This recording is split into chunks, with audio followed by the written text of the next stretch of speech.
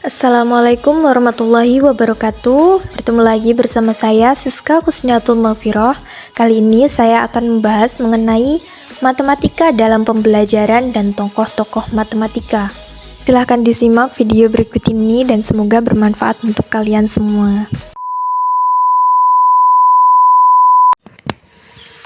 Yang pertama yakni sejarah matematika dalam pembelajaran. Menurut Fafel, tahun 2000 menyatakan bahwa terdapat 3 dimensi besar pengaruh positif sejarah matematika dalam pembelajaran. Yang A yakni understanding atau pemahaman, perspektif sejarah, dan perspektif matematika.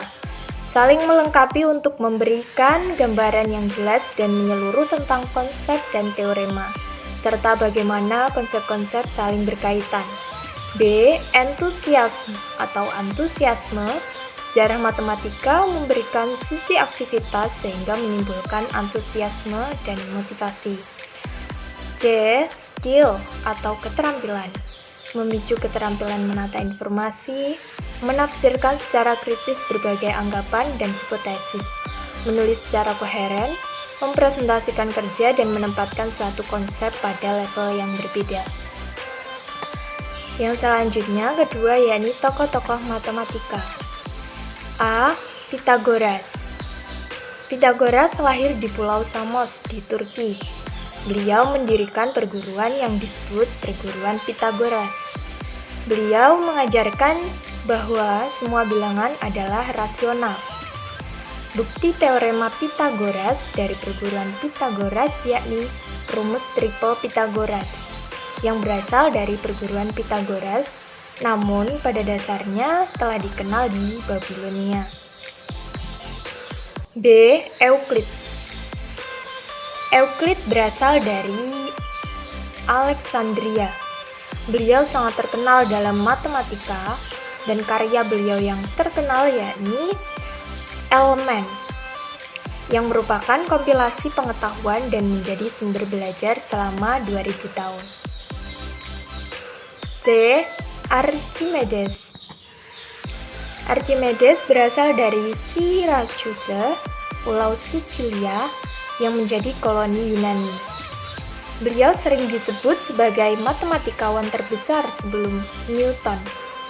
Archimedes menulis banyak subjek dan seringkali menggunakan cara yang sekarang dalam bentuk modern kita sebut sebagai kalkulus.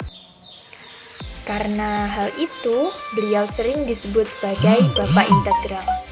Karya-karya beliau meliputi 1. The Method atau metode, 2. Quadrature of the Parabola, 3. Measurement of a Circle, pengukuran lingkaran, dan yang terakhir on spirals, tentang spiral. Do. Brahmagupta. Brahmagupta merupakan kepala observatori astronomi di Ujjain yang merupakan pusat perkembangan matematika India saat itu. Karya terpenting dari beliau adalah Brahmasputra Siddhanta, di mana memuat 25 bab. Dalam bukunya Brahmasputra Siddhanta, beliau mendefinisikan nol sebagai hasil pengurangan sebuah bilangan dengan dirinya sendiri. Ia juga memberikan aturan matematika, aritmatika dalam istilah untung dan istilah rugi, metode perkalian menggunakan nilai tempat yang menjadi cikal bakal cara perkalian kita, serta algoritma untuk menghitung akar kuadrat suatu bilangan. Algoritma ini sekarang dikenal dengan rumus iterasi Newton-Raphson. E. Al-Khwarizmi. Nama beliau ialah Abu Musa Al-Khwarizmi yang lahir di Kiran Al-Khwariz, Uzbekistan dan wafat di kota 1001 Malam, Baghdad. Aljabar seringkali didekatkan dengan nama Ibnu Musa Al-Khwarizmi. Menurut Gans dalam The Charts of the Al-Khwarizmi Algebra, menyebutkan bahwa Al-Khwarizmi adalah bapak aljabar. Karya aritmatika beliau yakni Liber Algorithm. Dan karyanya yang terkenal yakni Tractatus Arithmetica, yang merupakan terjemahan dari Princeton Company. F. Fibonacci. Fibonacci merupakan matematikawan Italian yang hidup antara 1170 sampai 1240 atau 1250 Masehi. Beberapa kontribusi Fibonacci dalam matematika. Yang pertama yakni beliau memperkenalkan sistem bilangan Hindu-Arab di Eropa dan menemukan bilangan Fibonacci, bukunya yang berjudul Liber Abaci. 2. Yakni beliau perintis dalam menggunakan kembali pecahan Mesir atau Egyptian fraction.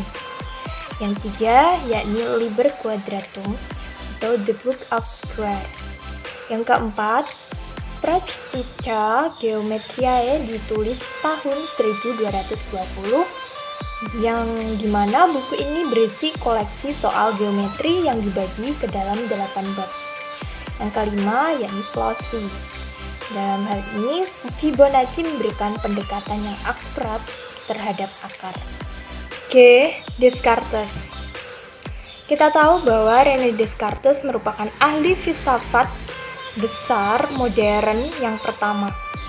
Namun, Descartes selain belajar filsafat, beliau juga mempelajari matematika dari buku Clavius. Karya-karya dari beliau yakni meliputi 1. Discours de la méthode pour bien conduire sa raison et chercher la vérité dans les sciences. Karyanya ini berupa karya sains. Yang kedua, La Dioptrique, yakni karyanya tentang optika. Yang ketiga, Les Meteores, yakni tentang meteorologi. Keempat, La Geometrie, yang membahas mengenai matematika. Dan yang kelima, Principia Philosophiae, yang membahas mengenai masalah alam ke dalam matematika. Yang H, yakni Fermat. Pierre Fermat mula-mula belajar di Universitas Toulouse pada tahun 1620 di Bordeaux. Tahun 1636, beliau memulai kontak antara Mersenne. Fermat kemudian menceritakan penemuannya mengenai kesalahan yang dibuat Galileo mengenai jatuh bebas dan juga penemuannya tentang spiral serta perbaikan tulisan Apollonius mengenai titik pada bidang. Beliau kemudian menulis metode for determining maxima and minima and tangents to curved lines. I. Pascal. Blaise Pascal. Beliau merupakan anak ketiga dari Etienne Pascal. Buku pertama dari Pascal yakni Essay on Conication yang diterbitkan tahun 1640. Beliau membuat kalkulator digital yang pertama yang disebut Pascaline, yang tujuannya itu digunakan untuk membantu pekerjaan ayahnya. Pascal bukanlah orang pertama yang membahas mengenai segitiga Pascal, tetapi tulisannya dalam Treatise on the Arithmetical Triangle amatlah penting tulisan tersebut. Melalui surat menyurat dengan Fermat tahun 1654, Pascal membangun dasar-dasar teori probabilitas. Yang J yakni Newton. Pada tahun 1671, Newton menulis dasar-dasar kalkulus diferensial dan integral. Karya Newton pertama saat beliau menjadi Profesor Lucasian yakni mengenai optik. Buku yang paling terkenal dari beliau sendiri yakni Philosophiae Naturalis Principia Mathematica. Yang K yakni Gauss. Tahun 1820 hingga 1830, Gauss ini telah menerbitkan lebih dari 70 makalah. Sejak tahun 1820, Gauss telah tertarik dengan eksistensi geometri non-Euclidean. Namun, oleh beliau tidak dipublikasikan. Beliau juga tertarik dengan geometri diferensial dan menerbitkan Disquisitiones Generales Circa Superstitiosa, dan Gauss terkenal karena kesabarannya. Yang I yakni Cantor. Namanya ialah George Cantor. Beliau terkenal sebagai penemu teori himpunan. Beliau menerbitkan makalah yang mendefinisikan bilangan irasional sebagai barisan bilangan rasional yang konvergen pada tahun 1870.